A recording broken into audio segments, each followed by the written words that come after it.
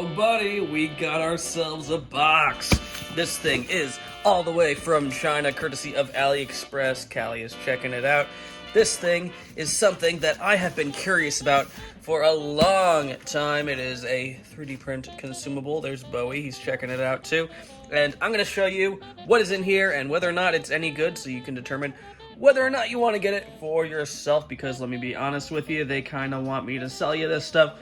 But I don't care if you buy it or not, but if you do, maybe this video's the thing for you. So let's get on into it.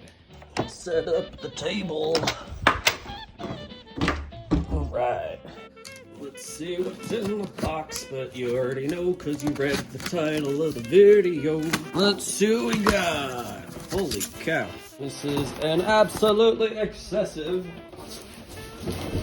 amount of filaments. You can't see it all, but there's 10 kilograms, 10 spools of filament. All right, here we got some blue. Let's see what it looks like.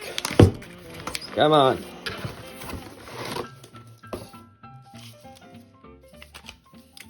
Oh yeah. Is this PETG? Huh. I accidentally bought 10 kilograms of PETG. I wanted PLA, but I guess that's on me. And yeah, this is blue PETG, the Chinesiest Chinese filament your heart could desire. Even comes with some free snacks. That is, it's a lot of filament. I don't know what to tell you. Oh.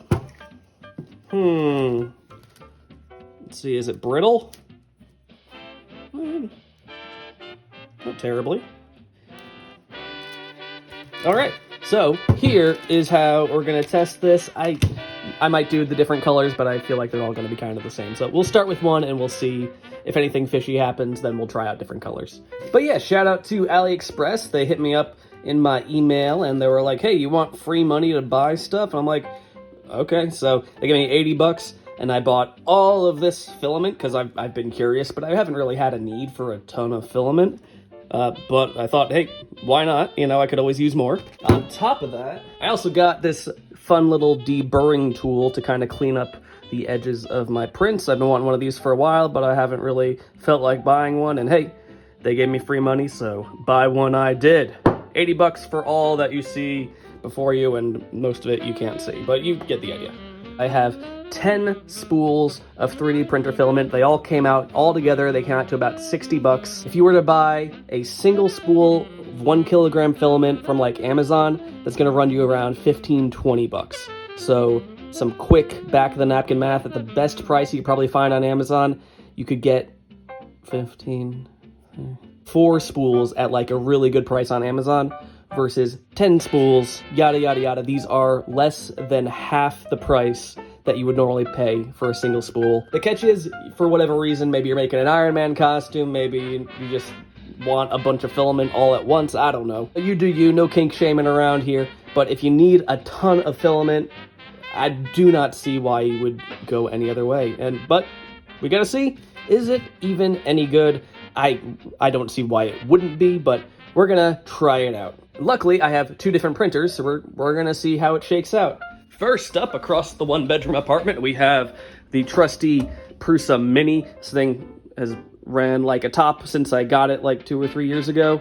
The only thing I've had to replace is the fan on it. Anyway, it's dirty because I use it all the time, and I'm lazy, so I'm not gonna clean up just for a YouTube video. This is how I live, deal with it. And I'm so tired all the time. And over here we have the trusty Ender 3. I got this for 50 bucks off of a coworker a few months ago, and it's a little dusty, but hey, no one ever cares about the details in YouTube comments, so I'm not worried about it. We're gonna try low-end printer that can print big stuff, and the high-end printer that can print small stuff, and we'll see if the filament has any trouble at all in either machine. You know, science. And this is gonna be the first print we try out. It's a very simple print, but I know for a fact it is extremely well designed for 3D printing, so it's gonna give the filament the best possible chance of success. Dude, check out this green. That's a cool color. I like it. So I'm gonna go with this. Baby's first extrusion. Let's take a look. Just came out the nozzle. I'm not seeing anything untoward other than Oh my god, I gotta clean this thing. And here we go. Alright, here we go. Standard, generic PETG Prusa slicer settings.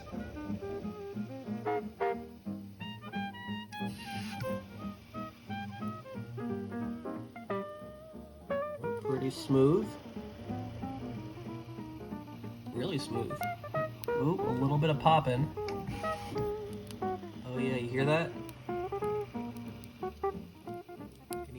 Hear that popping? That means there be moisture in there somewhere. Okay, well that's I don't know, is that a thing with cheap filament, that there's some moisture in it? Well, what I'm gonna do then is lower the printing temperature, so that way we don't get like unnecessary bubbles in our print from the bubbles popping. Holy stringy filament, Batman. Definitely gotta hone in a profile. This is pretty stringy.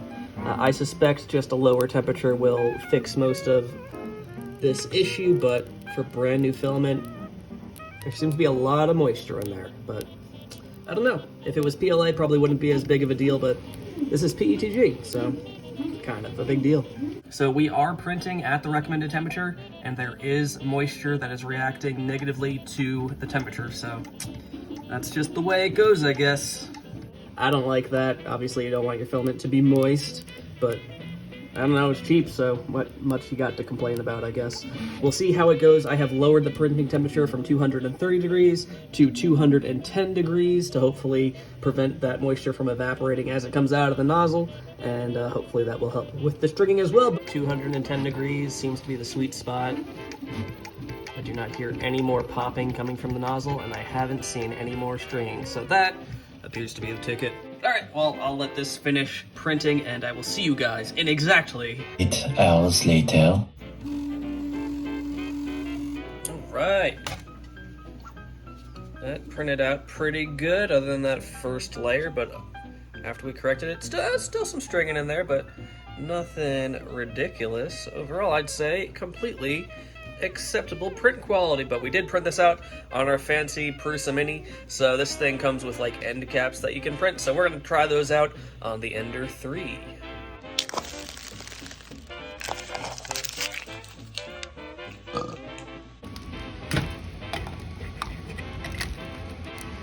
I can't do this with one hand. Here we go. Now I'm going to be totally honest, I'm not very practiced with like manual bed leveling, so we'll see how it goes.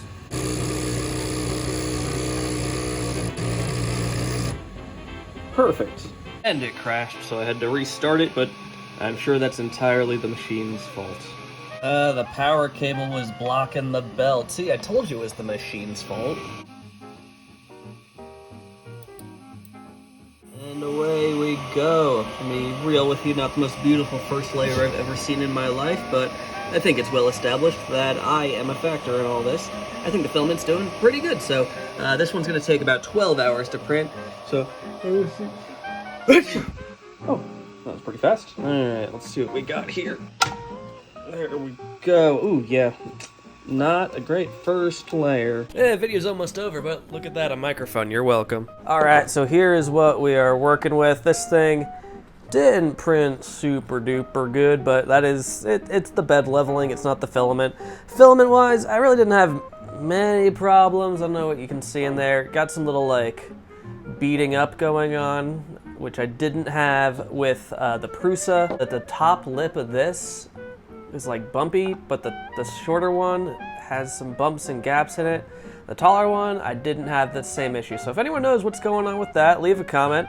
Overall, no issues beyond obviously there's too much moisture in it, so that was an issue. And then PETG can just be kind of a pain in the ass. Is it PETG or PETG? I say PETG, but what do I know?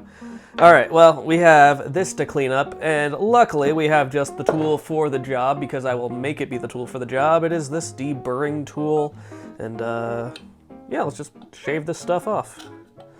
Never used one of these before, but I've heard that, oh, I guess I can just use my fingers, can't I? It's not ugly, it's patinaed. I'll have links to all the crap that I used to make stuff down in the video description. And hey, I know some of you guys out there are like, The price of groceries are too cheap. I own too many houses. If that's the case, I'll also have memberships turned on.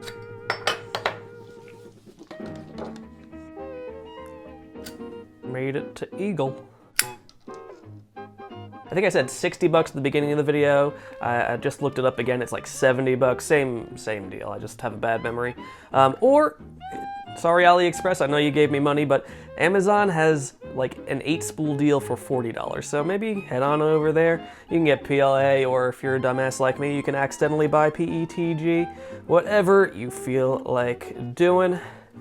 And I did not make this hole big enough. There we go.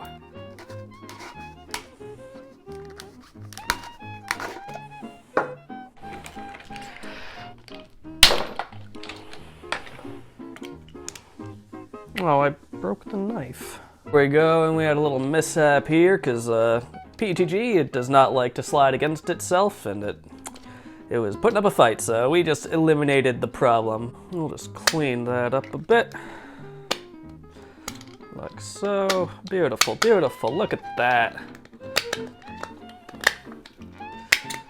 Gorgeous, gorgeous.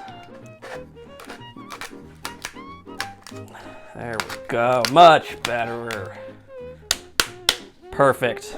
And I know what you're wondering. What's that Gatorade bottle looking thing? Man, it's just a really cool holder. It's meant to go in like a bicycle cage where your water bottle would go. And it just holds stuff. I just think it's an excellently designed 3D print. And yeah, links below if you want to try it out for yourself. I just added a little lanyard to the top here so you could, I don't know, carry it if you want, or do whatever. There's a look at all the different colors. You got your clears, you got your greens and whatnot. You already saw those. And you got gray and silver, and I don't know, it's the cheapest Chinese filament that you have already used, but hey, now you know if you buy it all at once, it's a lot cheaper than if you buy it one at a time. All right, that's it. Get out of my house.